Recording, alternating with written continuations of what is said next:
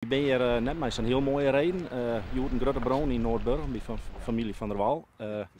Toen hast een doneeractie opzet. Ja, klopt. Het is echt een verschrikkelijk verhaal. Wij vanmiddag hier ik nog maar een van de jongens contact die voor u even een BM ontrooien. En kreeg even later een berichtje van de oor van de sticht een bedrijf in de bron in Noordburgum.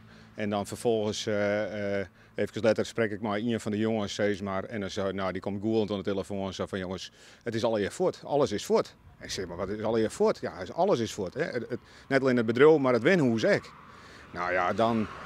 Ja, piekenvel wordt het heel lief, zeg maar. Dat is onvoorstelbaar. Dus van, goh, de kist zakelijk dingen kwijtraad, prima. Maar dat is het privé, eigenlijk alles kwijt best, zeg maar. De hele wenning voort, alles voort, alle privébezittingen voort.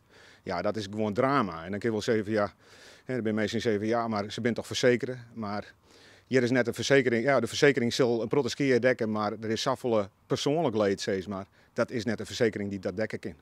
Dus ja, drama in die zin. En, ik kwam thuis, natuurlijk de hele media al contact met thuis, zei van goh, dit is er gebeurd. En ik kwam thuis en het hele gezin leefde samen in de zin van, ja, de jongens weten alle jaren wat hier betekent, wat het is als een bedrijf opbouwt en als je al de schouders eronder zet.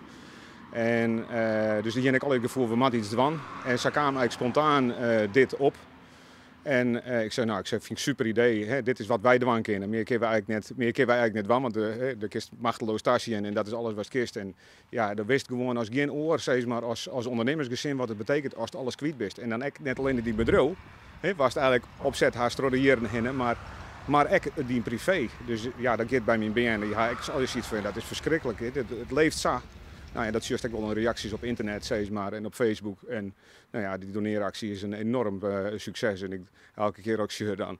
Ja, dan ben ik gewoon verrast en verbaasd, zeg maar, dat dit als een speer rent en gewoon, nou ja, echt tot het plafond gaat, zeg maar, die actie. Dus, nou ja, mooi. Ja, en hast ik al contact gehad inmiddels met de familie, dat is de doneeractie opzetten hast? Ik heb gezien dat een van de familieleden, zeg maar,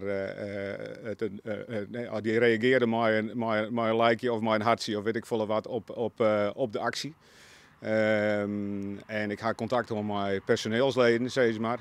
En die ben helemaal ondersteboven daarvan. Die vinden het echt machtig mooi. En, maar het besef bij hun is er eigenlijk...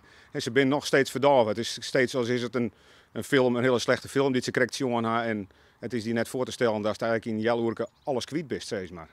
En ja, dat is die jongens. Het is gewoon ongeloof wat er nog bij is. Dat zal straks nog wel indalen. Tot het echt komt en zo van God, de volgende dag naar het werk. En er is geen kantine meer, er is geen computer meer, alles is voort. En privé, laten we zeggen, zij moeten een oorplak vinden om te sliepen machinaal. En zelfs het bizarre ding als een onderbroek bij wijze van spreken is er net meer. En dat kun je je net voorstellen, hoe het gewoon is om een sokken uit de kast te pakken of misschien een onderbroek. Dat haast net meer. Maar wij maar staan. Wat maar staan. Nou, dat zijn wel dingen. Dus ja, dat kun je zien. Dat iedereen leeft verschrikkelijk mooi. Wij ook.